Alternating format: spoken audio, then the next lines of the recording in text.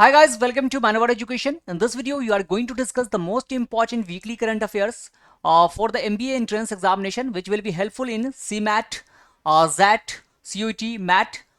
There is no GK portion in the examination like CAT, MBA CAT, SNAP in MAT, but it will help you in the GDPI. So along with the current affair, we have included the most important GK question interrelated to this current affair.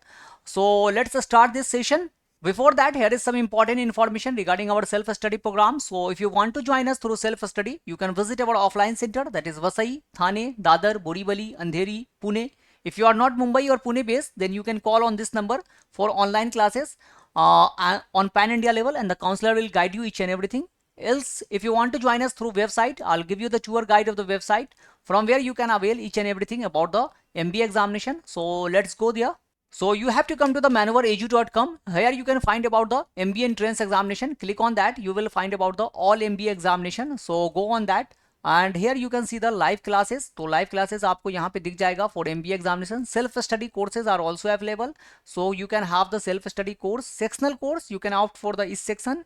Sectional course यहाँ पर mock test भी आप ले सकते हो. And books and e-books each and everything available in the website. So kindly check the description box. Links are provided in the description box. So kindly check there. So let's start this session. And the first question is, Pope Leo 14 is most famous Christian leader from which country. तो अभी आपको पता होगा कि pope Francis जो थे उनकी death हो गई है। अब नए पोप बन गए हैं। पोप लियो 14 जो है उन्होंने अपना नाम रखा है और ये किस कंट्री से बिलोंग करते हैं, ओरिजिनल जो इनका नेटिव कंट्री है वो कौन सा है। So that is America, France, Germany, Ukraine. And correct answer is America. So the Vatican has elected a new pope with Robert Francis Prevost elected as the new pope. इनका जो नाम है वो क्या है, रॉबर्ट फ्रांसिस प्रीवोस्ट। और लेकिन इन्होंने जो अडॉप्ट किया है वो नेम क्या है, Pope Leo 14। And he has chosen his name Pope Leo 14 for himself. और ये जो है अभी फ्रांसिस के बाद नेक्स्ट जो है पोप बन जाएंगे आपको क्रिश्चियन कम्युनिटी के। Next question is, which Indian state launched the UP Agri and AI Pragya initiative in collaboration with the World Bank in May 2025? तो अभी आपने देखा होगा कि वर्ल्ड बैंक के जो चेयरमैन है, मैनेजिंग डायरेक्टर है, वो आए हुए थे इंडिया और यूपी भी गए थे, अजय बांगा। और वहाँ पर जो है कुछ इंपॉर्टेंट एग्रीमेंट साइन हुआ है दोनों के बीच में, यूपी और वर्ल्ड बैंक के बीच में। So UP agrees and AI Pragya, these two initiative has been launched by the UP government in collaboration with the World Bank. So what is this? तो ये किसने लॉन्च किया, Uttar Pradesh, Madhya Pradesh, Bihar, Rajasthan. So correct answer is Uttar Pradesh. So Uttar Pradesh launched the UP Agris and AI Pragya initiative on May 9, 2025 in partnership with the World Bank. और ये क्या है, UP Agris is related to the agricultural productivity को increase करना है यहाँ पर। इसका जो मोटिव है वो एग्रीकल्चर को कैसे इन्हांस किया जाए, फूड सिक्योरिटी को मेंटेन किया जाए। And AI Pragya is related to enhance the skill of the youth. Skills को किस तरह से जो है आप अपग्रेड कर सकते हैं, तो उसके लिए ये AI प्रज्ञा इनिशिएटिव है। Next question is, who recently announced retirement from Test cricket, ending a 14-year-long illustrious career? So अभी आपने सुना होगा रिटायरमेंट, बहुत सारे रिटायरमेंट हो रहे हैं। तो अभी जो है 14 साल के बाद जो है उन्होंने अपना रिटायरमेंट ले लिया है। और ये कौन प्लेयर है जो रिटायर हो गए हैं, Ravichandran Ashwin, Ajinkya Rahane, Cheteshwar Pujara, Virat Kohli. And the correct answer is Virat Kohli. So Virat Kohli has officially retired from Test cricket after a remarkable 14-year career that redefined India's presence in the format. और इन्होंने जो है 123 टेस्ट मैच जो है वो खेला था और जिसमें अप्रोक्सीमेटली 9230 रन इन्होंने स्कोर किए विथ 30 सेंचुरीज. तो ये कोहली जो है अब रिटायर हो चुके हैं, इंडिया के कैप्टन भी रह चुके थे। तो इनके बारे में याद रखिएगा, इनके इंपॉर्टेंट चीजें। Next question is, what is the total fertility rate of India's as per Sample Registration System SRS report 2021?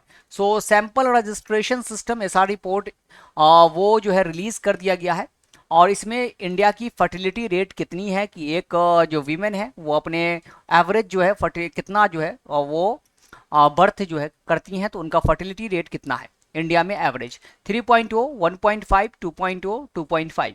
And the correct answer is 2.0. So according to the Sample Registration System Report 2021, India's total fertility rate is 2.1. और ये जो है registrar general of India ने बताया है। सबसे ज्यादा अगर फर्टिलिटी रेट की बात करें तो कहाँ है, the maximum is in Bihar, so that is 3.0 जो है सबसे ज्यादा बिहार में है, 3.0 है। और लोवेस्ट जो है आपको दिल्ली और वेस्ट बंगाल में देखने को मिलेगा, 1.4 आपको सबसे ज्यादा बिहार में, और सबसे कम दिल्ली और वेस्ट बंगाल में है, 1.4 fertility rate. Next question is, who has represented India at the 80th Victory Day celebration held in Moscow, Russia? तो ये मॉस्को में विक्ट्री डे सेलिब्रेशन हुआ था, और ये विक्ट्री डे क्यों सेलिब्रेट किया जाता है, दैट इज टू ये जो है वर्ल्ड वॉर जो हुआ था, सेकेंड वर्ल्ड वॉर, वहां पे जर्मनी जो हार गई थी, उसमें यूएसएसआर का बहुत इंपॉर्टेंट रोल था, और जिसकी वजह से जो है ये सेलिब्रेट किया जाता है विक्ट्री डे। और इसमें जो है किसने इंडिया की तरफ से पार्टिसिपेट किया है, Rajnath Singh, Amit Shah, Sanjay Seth, Piyush Goyal, and the correct answer is Sanjay Seth. So Ministry of State for Defense Sanjay Seth has represented India at the 80th Victory Day held in Moscow on 9th May 2025। तो हर साल 9th मई को जो है ये victory day celebrate किया जाता है। यहाँ पर चीफ गेस्ट कौन थे, तो वो president Xi Jinping was the chief guest in the victory day. Next question is, which country has launch the world's first national level crypto currency tourism payment system? तो अब जो है क्रिप्टो करेंसी में आप पेमेंट कर सकते हो tourism में, वहाँ के टूरिज्म को प्रमोट करने के लिए ये स्टेप लिया गया है। और ये किस गवर्नमेंट ने, किस कंट्री की गवर्नमेंट ने ये स्टेप लिया है, Bhutan, Singapore, El Salvador, UAE, and the correct answer is Bhutan. So Bhutan launched the world's first national level cryptocurrency tourism payment system in partnership with the Binance Pay and DK Bank जो है इनके साथ partnership करके ये भूटान ने ये launch किया है। अब यहाँ पर क्या होगा कि अगर कोई ट्रेवलर जो है वो डिजिटल करेंसी के थ्रू जो है आप पेमेंट कर सकता है, कुछ भी, जैसे एयर फेयर, वहाँ पे होटल का बिल, ये सारी चीज़ें जो है वहाँ पर आप through digital currency that is crypto currency के थ्रू जो है आप पेमेंट कर सकते हो। Next question is, what is India's rank in the human development index SDI 2025? तो SDI 2025 जो है वो रिलीज कर दिया गया है, और इसमें इंडिया की रैंकिंग जो है वो कितनी आई है, इंडिया किस रैंक पर था SDI इंडेक्स में, 120, 130, 140, 142। This is important for your examination, rankings और इंडेक्सेस से क्वेश्चन आ जाते हैं। तो यहाँ पे इंडिया, ये इंपॉर्टेंट रैंकिंग भी है, SDI रैंकिंग जो है काफी इंपॉर्टेंट रैंकिंग है। तो इंडिया की क्या ये आया है, पोजीशन आया है, and the correct answer is 130। So according to UNDP, सबसे पहले तो ये आपको पता करना है कि ये रिलीज कौन करता है, तो यूनाइटेड नेशन डेवलपमेंट प्रोग्राम जो है इसको रिलीज करती है, और 2025 की रिपोर्ट आ चुकी है जिसमें 193 में इंडिया का पोजीशन 130 है, और आइसलैंड जो है इसमें नंबर 1 पोजीशन पे आपको देखने को मिलेगा। Next question is, who has been named the best men's football player by the AIFF for the 2024-2025 season? So 2024-2025 में AIFF all India football federation ने जो है अपना बेस्ट मेंस फुटबॉलर और बेस्ट वीमेंस फुटबॉलर अनाउंस कर दिया है। तो मेंस कैटेगरी में किसको ये अवार्ड दिया गया है, Vishal Ket, Brijan Fernandes, Veeramuthu, Shubhashish Bose, and the correct answer is Shubhashish Bose. So the All India Football Federation has felicitated the winners of its annual award for the 2024-2025 football season।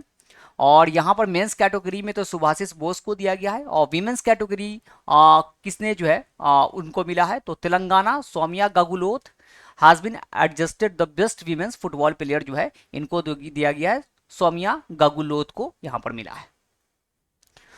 Next question is, what is India's rank in the world press freedom index? तो world press freedom index भी release हो चुकी है, और इसमें India की क्या ranking आई है ये भी इंपॉर्टेंट है। ये आपको जो है वर्ल्ड प्रेस फ्रीडम डे भी हम सेलिब्रेट करते हैं 3 मई को, और उसमें जो है आपको वर्ल्ड प्रेस फ्रीडम इंडेक्स भी अब रिलीज कर दिया गया है। तो इंडिया की रैंकिंग कितनी है, प्रेस की फ्रीडम कितना है इंडिया में, 151, 157, 156, 158, and the correct answer is 151। So world press freedom index was released by the Paris based international NGO. तो सबसे पहले कि ये रिलीज कौन करता है, तो रिपोर्टर्स विदाउट बॉर्डर्स जो है इसको रिलीज करता है, आपको ये भी चीज याद रखना है। दूसरा कि ये इंडिया की रैंकिंग कितनी है, सो दैट इज 151। और नंबर 1 पोजीशन पे कौन सा ये था country, so that is Norway is at the first position, and Eritrea is at the bottom. तो इरिट्रिया सबसे लास्ट पे, नॉर्वे सबसे फर्स्ट पे, और इंडिया का पोजीशन 151 है। Next question is, which day is celebrated on 11th मई? तो 11th मई को हम कौन सा दिन सेलिब्रेट करते हैं, national technology day, national science day, world technology day, world education day, and the correct answer is national technology day. So 11th May national technology day honours India's remarkable strides in science and technology. तो ये जो है आपको national technology day हर साल 11 मई को 11th मई को celebrate किया जाता है। और इस बार जो है वो थीम क्या था, that is Yantra Yugantar for advancing new technology research and acceleration. So this was the theme of the national technology day. आप यहाँ पे नेशनल साइंस डे भी देख रहे होंगे, that is celebrated on 28th of February. 28 फरवरी को नेशनल साइंस डे सेलिब्रेट किया जाता है। और ये क्यों किया जाता है, बिकॉज सीवी रमन जो है इन्होंने रमन इफेक्ट जो है वो डेवलप किया था इस दिन, इसीलिए national science day 28 of February को सेलिब्रेट करते हैं।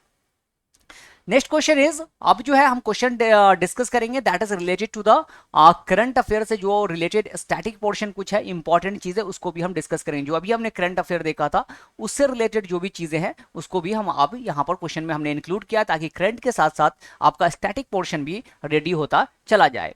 सो which among the following are called Bretton Woods twins. तो ब्रेटन वुड्स ट्विंस जो है वो किसको कहा जाता है, इसमें अभी हम देखेंगे कि ब्रेटन वुड्स ट्विंस होता क्या है। IBRD and IMF, IDA and IFC, IDA and MIGA, IMF and IDA। And the correct answer is IBRD and IMF। तो ये जो है आपको international bank for reconstruction and development और international monetary fund, international bank for reconstruction and development को हम world bank भी कहते हैं। These two bodies are were established on in 1944 में जो है इनका एस्टैब्लिशमेंट हुआ था। और ये जो है आपको ब्रेटन वुड्स ट्विंस के नाम से, क्योंकि वहां ब्रेटन वुड्स में जो है इन दोनों बॉडी को एस्टैब्लिश किया गया था, that's why it is known as Bretton Woods twins in 1944। और इन दोनों का हेडक्वार्टर भी सेम है, एक ही जगह पे आपको हेडक्वार्टर मिलेगा वर्ल्ड बैंक, और IMF का कहाँ है, that is in Washington DC में जो है इन दोनों का हेडक्वार्टर है। क्रिस्टलिना जॉर्जिवा इसकी प्रेसिडेंट है IMF की, और अजय बांगा जो है आपको वर्ल्ड बैंक के प्रेसिडेंट है। तो ये जो है कुछ इंपॉर्टेंट पॉइंट था जो स्टैटिक पोर्शन वर्ल्ड बैंक और IMF से आपको पता होना चाहिए। अभी IMF ने जो है पाकिस्तान को $1 बिलियन का लोन भी दिया है, तो ये चीजें आपको इंडिया ने उसमें वोटिंग से एब्सटेन किया था, तो ये चीजें पता होनी चाहिए। Next question is, which country won the first ever cricket world cup in 1975। तो क्रिकेट से रिलेटेड हमारे पास क्वेश्चन भी था, तो क्रिकेट से स्टैटिक पोर्शन अगर देखते हैं तो वर्ल्ड कप 1975 जो पहला वर्ल्ड कप था ODI वर्ल्ड कप, उसको किस टीम ने जीता था, West Indies, Australia, England, India. And the correct answer is West Indies. So West Indies has won the first world cup by defeating Australia in the final. और ये हुआ कहाँ था, so that was played in England में जो है वो खेला गया था, और वेस्ट इंडीज ने पहला वर्ल्ड कप ऑस्ट्रेलिया को हराकर जीत लिया था। Second world cup 1979 also one by West Indies, and 1983 India one the world cup by defeating West Indies. West Indies को हराकर इंडिया ने वर्ल्ड कप जीता। इंडिया अब तक 2 बार जीत चुका है, that is 2 times in 1983 and in 2011। और ऑस्ट्रेलिया सबसे maximum time, that is 6 time Australia won the world cup. Last time India में ही उसने इंडिया को हराया था, that is played at Narendra Modi stadium Gujarat, वहां पर फाइनल में ऑस्ट्रेलिया ने हरा दिया था इंडिया को। Next question is, which is the smallest country in the world. तो दुनिया में सबसे छोटी कंट्री, सबसे स्मॉलेस्ट कंट्री कौन सी है, Tuvalu, Republic of Nauru, Vatican City, Republic of San Marino. And the correct answer is Vatican city.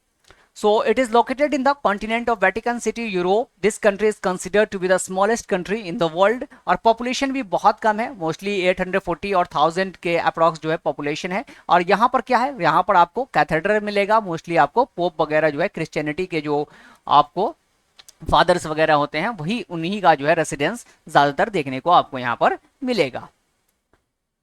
Next question is, which of the following newspaper in British India was founded by बाल गंगाधर तिलक। अभी हमने press freedom index देखा था, और किस तरह से Britain जो है वो कटेल करता था हमारे प्रेस फ्रीडम को।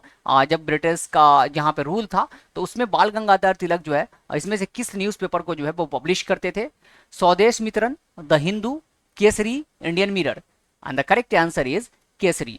सो Kesari was a Marathi language newspaper founded by बाल गंगाधर तिलक इन 1881। और ये जो है आपको केसरी और मराठा दो न्यूज़पेपर था, मराठा भी न्यूज़पेपर था, मराठा, और ये जो न्यूज़पेपर था Maratha that was in English, ये इंग्लिश में पब्लिश करते थे, और केसरी जो था दैट वाज इन मराठी। और इसीलिए इनको जेल भी हो गया था, 6 इयर्स का जेल भी दिया गया था। उन्होंने क्रिटिसाइज किया था ब्रिटिश को अपने न्यूज़पेपर में, तो इनको जेल भी किया गया था, मांडले जेल में इनको भेज दिया गया था 6 ईयर इम्प्रिजनमेंट के लिए। Next question is, which is the code name of the atomic bomb dropped on Hiroshima. तो हिरोशिमा पे जो है एटॉमिक बॉम्ब ड्रॉप किया गया था, उसका कोड नेम क्या था? उस बॉम्ब का नाम क्या था? Little boy, fat man, thin boy, big boy. आपको पता होगा वर्ल्ड वॉर सेकेंड जब चल रहा था तो अमेरिका वर्ल्ड वॉर में नहीं था, लेकिन जापान ने क्या किया 1941 में पर्ल हार्बर पे अटैक कर दिया। उसके बाद जो है अमेरिका भी वॉर में आ गया। Then after that America has developed nuclear bomb and they won the Japan, क्या एक्सक्लेट कर लो, डिस्क्लेट कर लो, नहीं तो बॉम्ब जो है गिरा देंगे, लेकिन जापान माना नहीं कि उसके पास बॉम्ब है। और आखिरी में अमेरिका ने पहला bomb that is dropped on Hiroshima on 6 August 1945, that is also known as Hiroshima day. Little boy के नाम से वो बॉम्ब था और उसको जापान पे गिरा दिया। नेक्स्ट जो बॉम्ब था दैट इज फैट मैन के नाम से जाना जाता, फैट मैन, और वो गिराया था नागासाकी पे। आपको नेक्स्ट 9 अगस्त को जो है फैट मैन गिराया नागासाकी पे। उसके बाद जो है सरेंडर कर दिया गया था, जापान ने सरेंडर कर दिया। अब वर्ल्ड वॉर सेकेंड जो है वो ब्रिटिश अमेरिका वगैरह जीत गई थी। So these are the most important question from this week we have discussed in this session. Hope you guys have enjoyed the session well. If so, then do like this video and subscribe this channel for more important updates. If you have any queries regarding this examination, you can write in the comment section. We will get back to you. With that, we will conclude the session here. Thank you and have a nice day. See you in the next video. Till then, goodbye.